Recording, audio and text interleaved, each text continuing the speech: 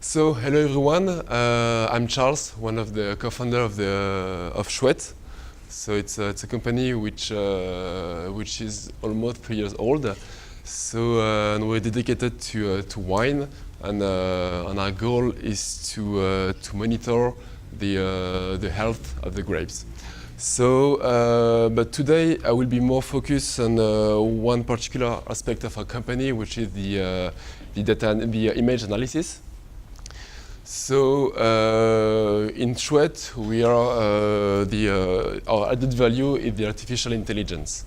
So we are using drones for gathering the data, the images, but our added value is the artificial intelligence, which is used to analyze the images you can find you can find when you shoot at 4 meters high in a drone. So this kind of images we're using. So first, what is artificial intelligence? So we used to hear a lot about artificial intelligence, but typically what is it? So artificial intelligence, it's very simple. It's an algorithm which mimics the cognitive function that humans associate with other human minds. So for example, in our case, you have an image like that.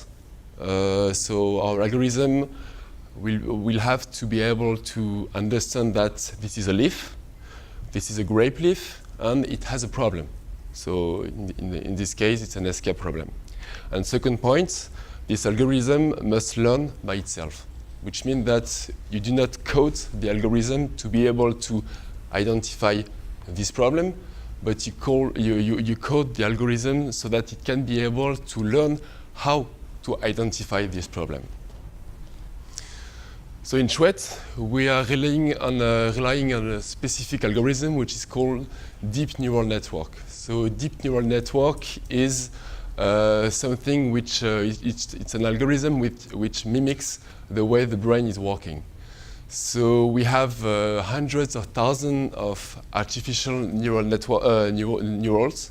So this is a neuron which are connected by using like hundreds of millions and millions of artificial synapses, which are represented by this thing. So those neurons are connected one to the other in a stack of different layers. So you can see here that this is an example of a deep neural network consisting of one input layers and three hidden layers and one output layer. So in our case at Chouette, the first layers of neurons are used to be able to shape to create what is called a feature analysis. So for example, here you can see that you have a lot of filters which are being created to detect a specific thing. So here, this I don't know if you see something over there, but otherwise you have to trust me. These features is sensitive to color, but this one is sensitive to straight line. This one is sensitive to kind of circle, and so on and so on. So in this neural network, you have thousands of features like that. So how does it work? You have the input image which goes to the algorithm. All these features are analyzed in the neural network, and at the output, you have what's called a reaction from the neural network. So in this case, for example, this image, this feature is very sensitive to the round shape, so it's very bright. So it's kind of white. It's kind of white over there, but the straight line is not very sensitive in the image, so it's blue. So it means that it does not react. And at the end, you have the last layer, which is called the classification layer, which summarizes all the features which have been detected in the neural networks, and it says that okay, if you have this kind of feature, this one. So let's say here, kind of decoloration of the leaf. If I have a round decoloration of the leaf, if this decoloration is in this position in the leaf, okay, I'm sure that it's down a mildew case. So at the end, you have a prediction which said that here, okay, the neural network is like 199.5% sure it's a leaf with mildew. It's like 0.65% sure that it's a good leaf, and so on and so on. So this is a very simple explanation of how does a neural network works. So at Chouette, we use this technology, as I said, using drones. So because here you can find, you saw how do we analyze the data, but here this is how we gather the data. So we have a drone flying at 4 meters high, which takes thousands of images at each flight. So this is we designed a very simple system. So our drone consists in one RGB camera, one near-infrared camera. And this drone is not, controlled by remote, it's just controlled by a very simple Android application. So you just have to click 2 buttons and it flies. It's very simple.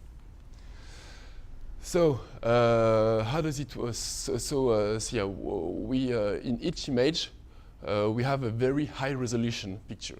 So for example, this is one image of the drone, and this is the resolution. So we can be able to have a lot of information in this image. And this is an output of the neural network on the image you just saw below, just saw before. So for instance, here you have this image summarizes everything the neural network found in it. So here in in yellow, you can see that here there is a specific case of downy mildew that the neural network identified. Here, the neural network identified that there is some kind of black measles over there. In orange, the neural network finds that it's a leaf which is in good condition. In green, it's just some grass, you can see in the picture. And in blue, it's just the ground itself. So, but you can ask me, why do we do that? So why is it important to use that for the winemakers? So it's very simple. So first thing, we think that with Chouette, you can be able to go a step forward into precision viticulture. Why? Because of the precision nitrogen application. So we're not the first one which provide you with NDVI analysis and so on. The specificity of Chouette is that using the image I just showed you before, we can be able to create, which is called a segmentation of the image, so that for each image we can give you the NDVI indices of the wine leaf and of the grass. So you can be able to separate the NDVI. So which is very interesting for 2 things. First, if you have a case in which you're in vineyards in which you have a lot of grass and few leaves, the NDVI, if you just take a global NDVI picture, it will be blurred by the grass. So you won't be able to have a great NDVI of just the leaf itself. Just the leaf itself. In our case, we do not have such problem because we separate everything in the image. So it's much more powerful.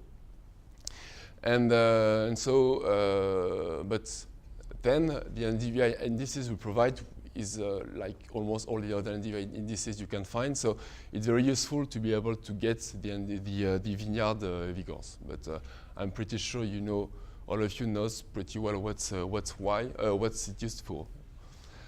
Okay, and second point, we will do some work this year with the IFV in south of France and the Pulvé Lab.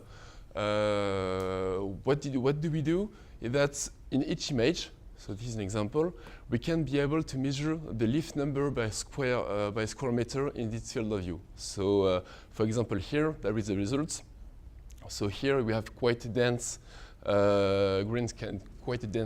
canopy, and here it's more sparse, so that it can be able to reveal the heterogeneity of the vegetative expression. And the goal of this project is to be able to adapt the quantity of pesticide you put in the parcel by having as an input the variation of the canopy. Another thing is I told you before that we can be able to detect downy mildew. So here we can generate a frequency visualization of the downy mildew. So it can be very interesting for understanding the efficiency of our spraying management strategies. It can be also used for understanding, adapting the dose you want to put into the field, and also to maybe choose the best molecule for the mildew treatment. Also, we can be able to geolocate all the symptoms of the illness we detect by the symptom of illness we detect. So we can count, for example, the tongue disease, the flavescence dorée, and we can put everything in a very simple map. So that you can be able to assess the efficiency of the vineyard various disease management and to understand what the behavior of the vineyard. And of course, this is an example of our visualization. So every data we collect, we store it so that we can be able to construct a history of the vineyard behavior. So we have a dynamic dimension into the analysis we provide. Also, we applied for a project on the plan du dépérissement du vignoble with partners from a region of north of France in order to work on the leaf roll virus. The objective of this project is to use our ability to be able to detect a symptom of this illness, of the disease, and to map it so that we can be able to understand its behavior, its dynamic behavior through various regions in France. So thank you for your attention. So maybe you have some questions, so I'll be happy to answer it.